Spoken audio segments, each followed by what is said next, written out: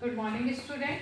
कल हमने सीएसओ की यूनिट फर्स्ट का वॉन न्यूमन आर्किटेक्चर पढ़ा था, जिसमें हमें रजिस्टर्स देखने थे। आज हम रजिस्टर्स पढ़ेंगे। देखो क्या होता है रजिस्टर्स। ये आपका वॉन न्यूमन आर्किटेक्चर का ब्लॉक डायग्राम है, जिसमें आप देख रहे हैं रजिस्टर्स। और रजिस्टर्स किसके थ्रू कनेक्टेड है? बस के थ्रू। ये देखिए, तो आप देख सकते हैं हम रजिस्टर्स टॉपिक में है। रजिस्टर्स, रजिस्टर की डेफिनेशन क्या है? Registers refers to high speed storage area in the CPU. The data processed by the CPU are fetched from the register. There are different type of registers used in architecture. मतलब किसी भी data को बहुत high speed से store कराने के लिए हम किसका यूज करते हैं? रजिस्टर्स का। हाई स्पीड से डाटा को स्टोर कराने के लिए हम सीपीयू में रजिस्टर्स को लगाते हैं, है ना। मैनी टाइप्स के रजिस्टर्स होते हैं। पहला है एक्यूमुलेटर। तो एक्यूमुलेटर का काम क्या होता है? देखिए, store the result of calculation made by ALU. जितनी भी कैलकुलेशन एएलयू में होती है उसको स्टोर करने का काम किसका होता है? एक्यूमुलेटर का। It holds the intermediate of arithmetic and logical operation. ये क्या करता है? जो भी सीपीयू में एएलयू में जो भी अरिथमेटिक एंड लॉजिकल ऑपरेशंस होते हैं उनको होल्ड करके टेम्परेरी उनको स्टोरेज मतलब टेम्परेरी उनको सेव कराता है। फिर देखिए PC, program counter. Program counter का काम क्या होता है?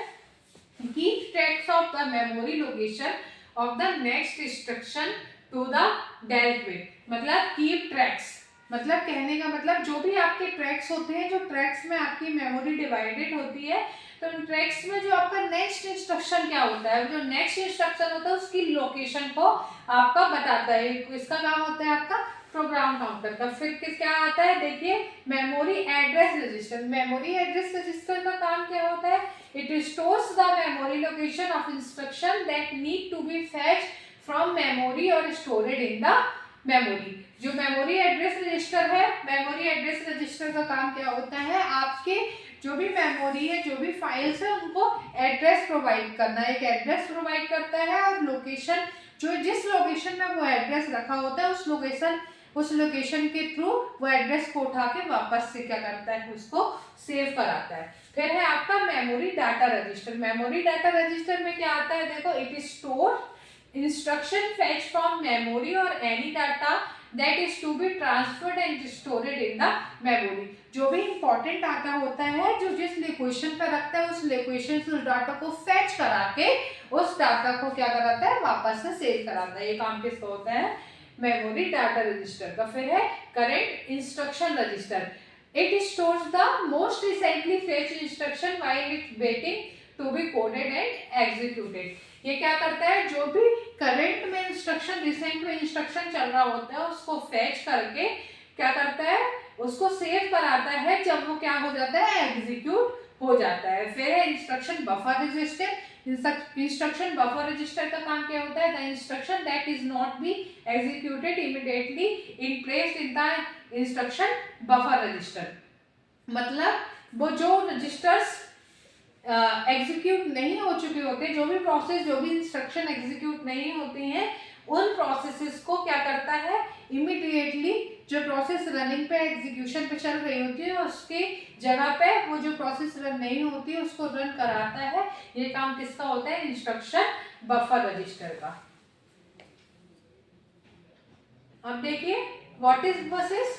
तो बसेस क्या होती है? Data is transmission from one part of a computer to another connected or major internal component to the CPU and memory by the means of buses। buses एक प्रकार की केबल्स होती हैं जो कि आपके रजिस्टर्स के बीच में लगाई जाती हैं, जो कि आपकी जितनी भी प्रोसेस होती है उसमें डाटा को ट्रांसफर करने में, डाटा को कंट्रोल करने में, प्रोसेस को एड्रेस प्रोवाइड करने में, इन सब चीज़ों में काम आती है। आपकी बसेस 3 प्रकार की होती है, डाटा बस, एड्रेस बस और कंट्रोल बस, है ना। तो डाटा बस क्या होती है? It carries data among the memory unit, the input output and the processor. मतलब जितना भी डाटा होता है जो मेमोरी यूनिट से, इनपुट आउटपुट यूनिट से प्रोसेसर में जाता है, वो किसके थ्रू जाता है? डाटा बस के थ्रू। फिर होता है address bus. It carries the address bus, address of data, it carries the address of data between memory and processor। जितना भी डाटा मेमोरी से प्रोसेसर के बीच फील्ड्स में जाता है उसको एड्रेस बस कैरी करके लेके जाती है। Control bus it carries control commands from the CPU in order to control and coordinate all the activities within the computer। जितनी भी एक्टिविटीज आपकी सीपीयू में होती है वो किसके थ्रू होती है? कंट्रोल बस के थ्रू। अब इनपुट आउटपुट डिवाइस क्या होती है? जिनके थ्रू डाटा को आप इनपुट करते हो और रिजल्ट को डिस्प्ले कराते हो, वो क्या होता है?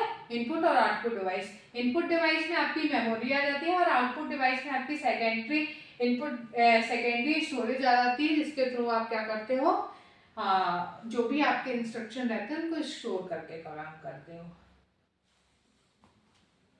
आई होप आपको आज का टॉपिक समझ में आया होगा। Thank you so much.